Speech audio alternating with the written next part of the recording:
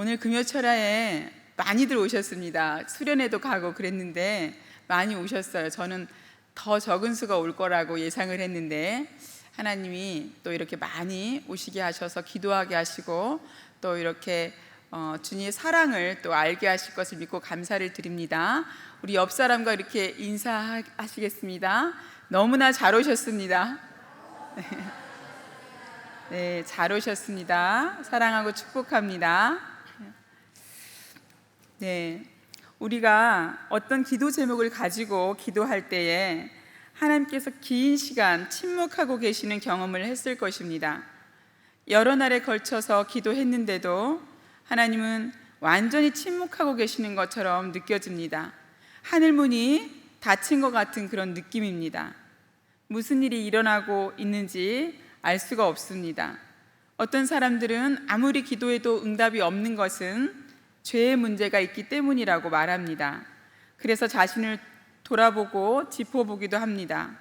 하나님 보시기에 무엇이 문제였을까? 아무리 기도해봐도 특별한 어떤 죄의 문제를 가지고 있지 않은 것 같은데 하나님의 침묵이 이해되지 않을 수 있습니다. 모두가 그런 경험들이 있으실 것입니다. 그렇죠? 네.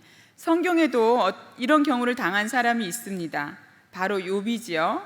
욥의 친구들은 욥에게 닥친 그 모든 것이 죄 때문이라고 했습니다. 그러나 욥은 하나님과 올바른 관계에 있다고 말합니다. 욥은 하나님이 그때 무슨 일을 하고 계신지 이해하지 못했지만 적어도 그의 친구들의 말은 틀렸습니다. 하나님께서 하고 계신 일에는 다른 이유가 있었던 것입니다. 우리가 알아야 할 오직 한 가지 그 길은 하나님께로 되돌아가는 것입니다. 우리 요한복음 11장에는 예수님이 죽은 나사로를 살리신 이야기가 나옵니다. 예수님이 나사로와 그의 누이들인 마리아와 마르다를 사랑하셨다고 기록하고 있습니다. 나사로가 죽을 병에 걸렸다는 말을 들은 예수님은 그 마을에 가는 것을 미루십니다. 마리아와 마르다가 그들의 오빠를 도와달라고 예수님께 청했는데도 지체하셨던 것입니다. 나사로가 병으로 죽어가고 또 죽었을 때까지도 예수님은 응답하지 않으셨습니다. 그들은 나사로를 사랑한다고 말씀하신 그분으로부터 응답을 받지 못했습니다. 우리도 오랫동안 답답함으로 기다려야 할 때가 있습니다. 나사로는 죽었고 모든 장례 절차도 끝이 났습니다. 나사로의 시신을 무덤에 넣고 돌로 막았습니다. 여전히 하나님의 침묵 속에 있습니다. 그때 예수님은 제자들에게 깨우러 가자고 하시면서 이런 말을 덧붙이십니다. 우리 15절 함께 읽어보겠습니다. 내가 거기 있지 아니한 것을 너희를 위하여 기뻐하노니 이는 너희로 믿게 하려 함이라. 그러나 그에게로 가자 하시니, 나사로가 병들어 죽어갈 때 예수님이 그곳에 계시지 아니한 것이 너희들을 위한 것이라는 것입니다. 왜냐하면 예수님이 거기 계셨으면 제자들은 예수님이 병든 나사로를 고치는 기적을 보았겠지만, 그러나 예수님이 거기 계시지 않았기 때문에 제자들은 죽은 나사로, 그것도 죽은 지 나흘이나 된 나사로를 살리는 놀라운 기적을 보게 될 것이기 때문입니다. 예수님께서 사랑하는 자가 병들었다는 소식을 들으시고 이틀을 더 유하신 까닭은 하나님과 자신의 영광을 위해 나사로가 죽을 때까지 기다리신 것이 결코 아닙니다. 왜냐하면 예수님은 자기의 영광을 위해서 사랑하는 자가 죽을 때까지 기다리실 만큼 이기적이고 잔인한 분이 아니시기 때문입니다. 예수님께서 베다니에 오시기 전에 계신 곳에서 이틀을 더 유하신 까닭이 무엇인지 요한복음에는 밝히고 있지 않기 때문에 정확하게 알 수 없지만, 예수님이 계신 곳에서 이틀을 더 유하셨기 때문에 예수님이 베다니에 도착하셨을 때 나사로는 죽은 지 나흘이 되게 되었습니다. 그러나 만약 예수님이 계신 곳에서 이틀을 더 유하지 않으시고 바로 베다니에 가셨다면 예수님이 베다니에 도착하셨을 때 나사로는 죽은 지 이틀쯤 되었을 것입니다. 이것이 바로 예수님이 계신 곳에서 이틀을 더 유하신 이유일 것입니다. 유대인들은 사람이 죽으면 그 영혼이 자신의 시신 주변을 3일간 맴돌다가 떠나간다고 생각했습니다. 사람의 영혼이 사흘 동안 시신 곁을 떠나지 않고 배회하다가 다시 육신 안으로 들어가면 자연적으로 살아날 가능성이 있다, 이렇게 믿었던 것입니다. 그래서 사람이 죽은 지 3일 안에는 다시 소생할 가능이 있으며 또 어떤 능력 있는 자가 다시 살릴 수도 있다고 생각했습니다. 어쩌면 우리가 장례가 나면 3일장을 치르는 이유가 여기에 있는지도 모르겠습니다. 그러나 사람이 죽은 지 사흘이 지나 나흘이 되었다는 말은 완전히 죽었음을 의미하고 생명의 주인이신 하나님이 역사하지 않는 한 어떤 경우에도 다시 살 수 없다는 증거입니다.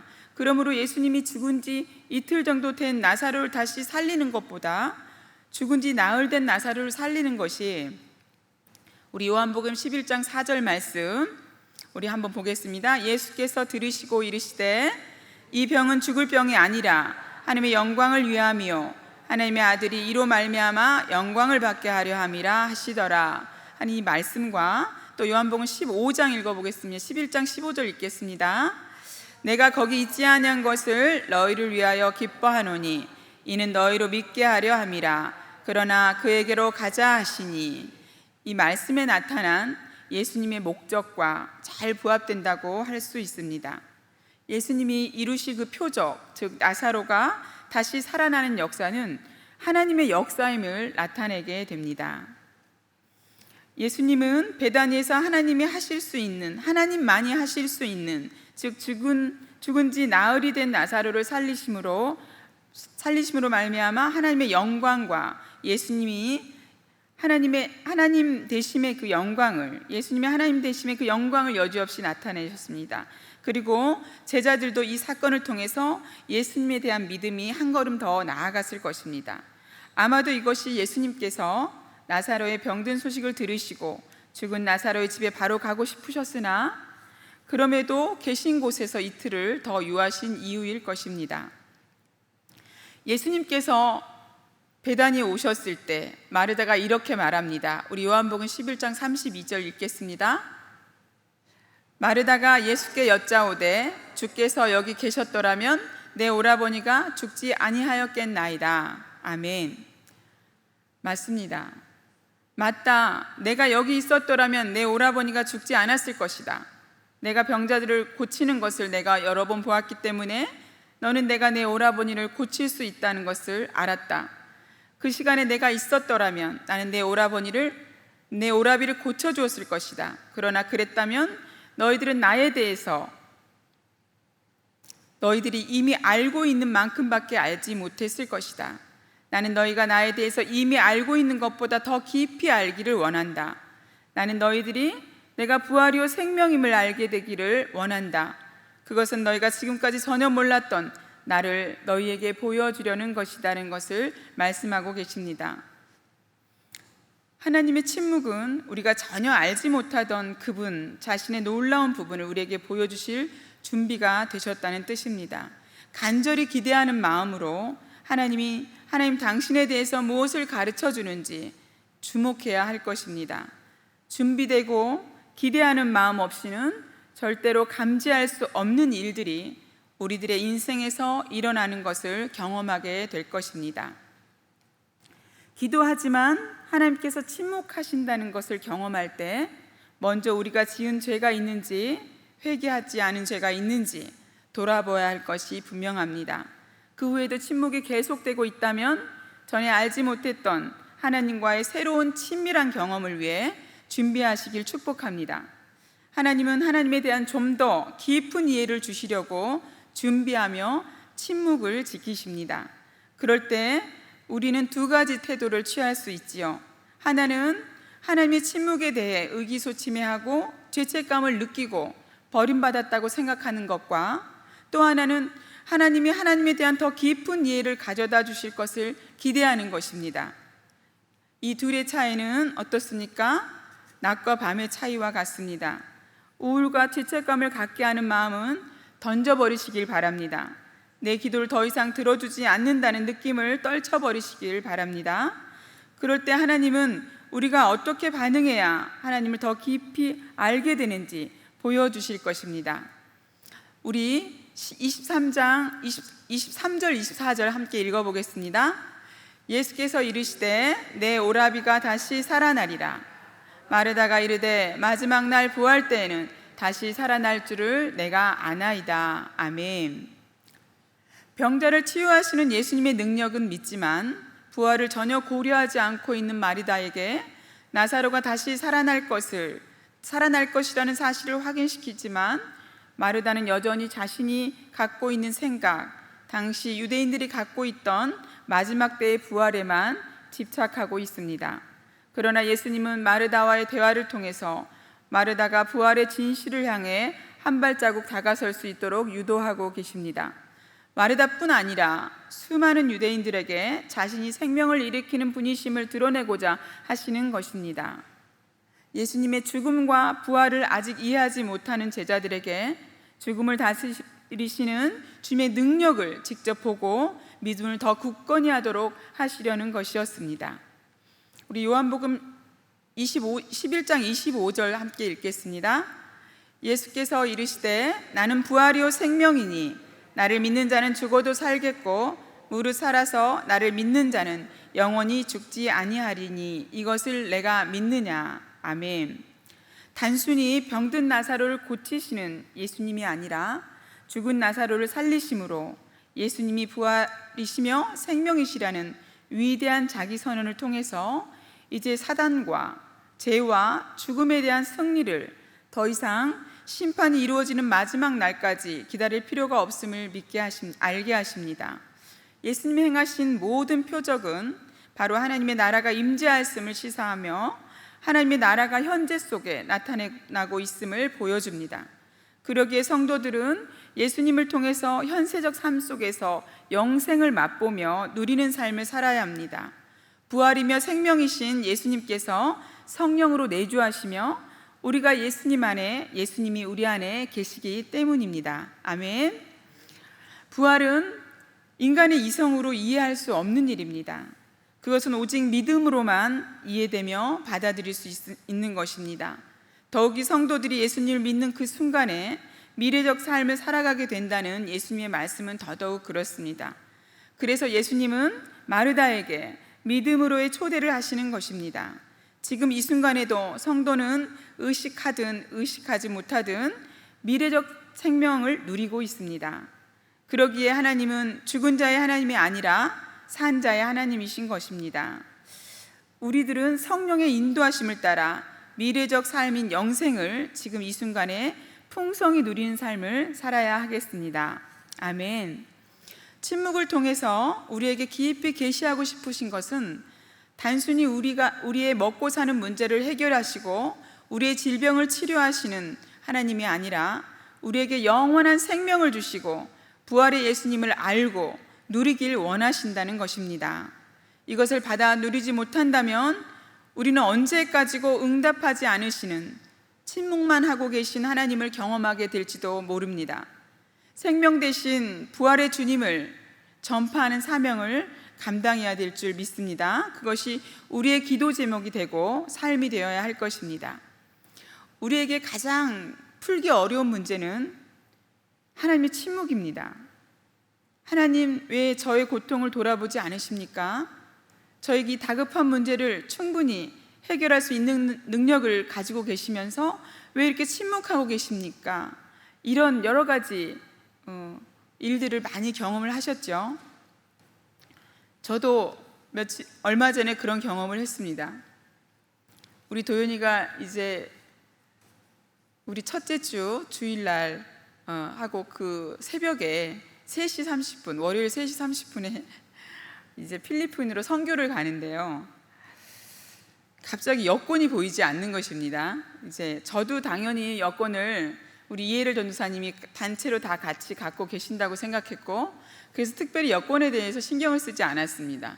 도연이는 이제 티켓팅을 다 하고 돌려주셔가지고 자기 책상 어디에 이렇게 쉽게 이렇게 가져갈 수 있는 곳에 자기는 분명히 두었는데, 아무리 여권을 찾아도 보이지 않는 것입니다. 그래서 3시 30분에 3시 30분에 저는 이제 11시, 주일날 밤 11시부터 출발하기 전까지 계속해서 여권을 찾았습니다. 근데 여권이 나오질 않습니다. 그래서 우리 잠깐 기도하자, 하나님 앞에 기도하자. 그러면 기도했습니다. 지금 여권이 어디 있습니까? 이제 몇 시간 있으면 출발해야 되는데 하나님, 이 여권이 없는 이 상황이 어떤 상황입니까? 그러면서 이게 여러 가지 마음이 들었지만 기도하고 다시 찾았습니다. 똑같은 곳을 한 7, 8번을 찾은 것 같습니다. 그러나 여전히 여권은 나오지 않았고 시간은 3시가 됐습니다. 갑자기 3시가 되니까 3시 반에 출발해야 되는데, 그래서 3시까지 교회에 가야 되는데 제 마음이 초조해지면서 불안하고 두려운 마음이 들어왔습니다. 도연이가 선교를 여태 준비했는데 필리핀을 못 가게 되면 어떡하지 하는 두려움이 확 오면서 갑자기 짜증이 나기 시작했습니다. 하나님께도, 하나님, 그 여권이 어디 있습니까? 알 수가 없습니다.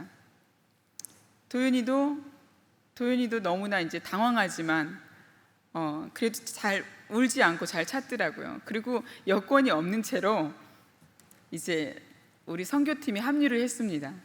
그리고 공항까지 갔습니다. 근데 저는 이제 못 가고 이제 오지 않을까라는 생각도 했고, 또 이렇게 여권을 잃어버렸을 때, 출발 전 여권을 잃어버렸을 때 하니까 긴급 여권을 이제 발급받아서 가면 된다, 뭐 이런 얘기가 나오더라고요. 근데 어쨌든 저한테 아직 도연이는 품 안의 자녀였던 것 같습니다. 그래서 다른 선교팀이 다 가고 혼자 남아서 이제 갈 걸 생각하니까 여러 가지 걱정이 되고 또 이렇게 두려움이 있었습니다.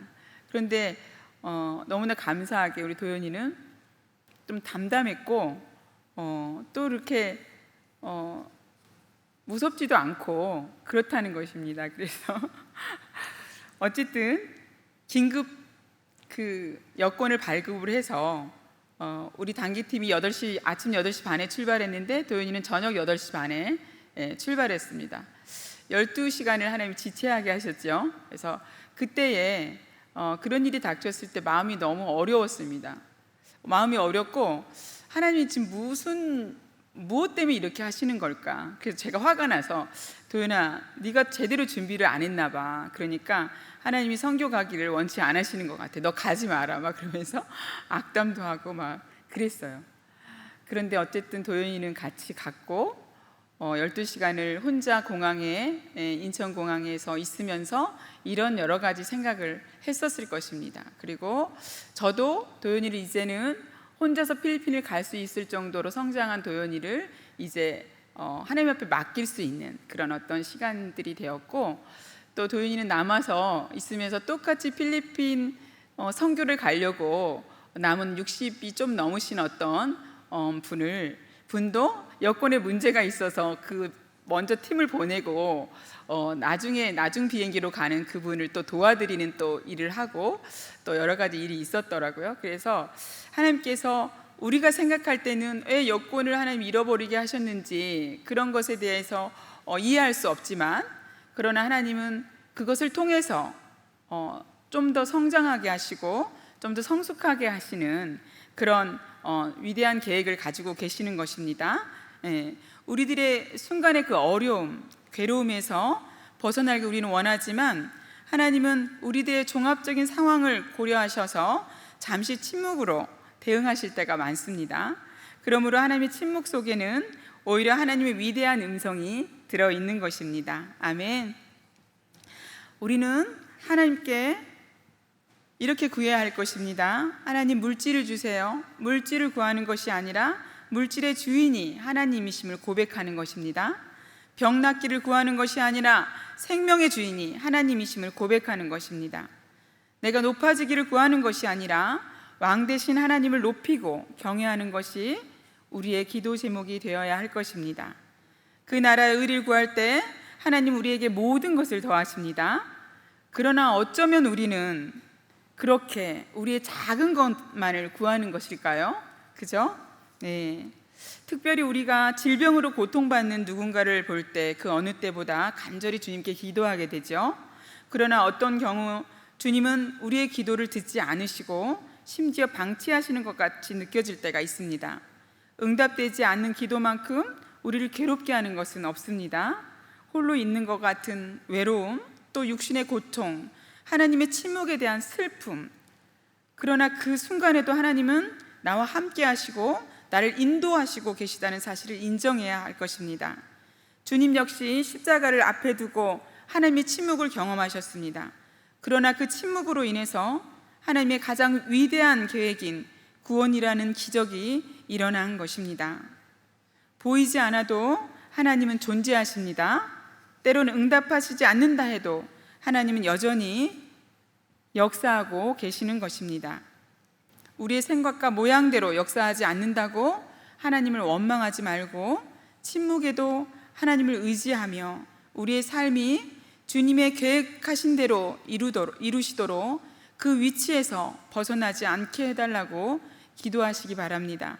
기도하며 하나님의 때를 기다리시기를 축복합니다. 아멘. 하나님은 나사로의 죽음 앞에 지체하신 것이 아니라 하나님의 때를 기다리신 것입니다. 하나님의 영광과 예수님의 신성을 가장 확실하게 드러내시고 나사로와 그 누이들을 향한 더 깊은 하나님의 사랑을 나타내신 것입니다. 우리의 삶의 고난 앞에 침묵하고 지체하시는 것 같지만 하나님의 가장 좋은 때에 하나님의 영광을 나타내시고 우리에게 좋은 것이 아니라 조금 좋은 것도 아닌 아주 좋은 것으로 주시려는 하나님의 사랑의 계획인 것입니다. 아멘. 아멘. 기도의 자리에, 예배의 자리에 사모함으로 나오시길 축복합니다. 이미 우리 나와 계신 분들에게 할 얘기가 아니지만 그러나 기도해야 하나님의 일하심을 볼 수 있습니다. 가난한 심령으로 애통하며 기도할 때 그것을 볼 수 있는 것입니다. 기도하지 않으면 하나님은 늘 침묵하실 것입니다. 우리를 유기한 것처럼 보일 것입니다. 어느새 하나님과 나는 상관없는 것 같은 삶을 살게 될 수도 있습니다. 그러나 여전히 하나님은 일하고 계시죠.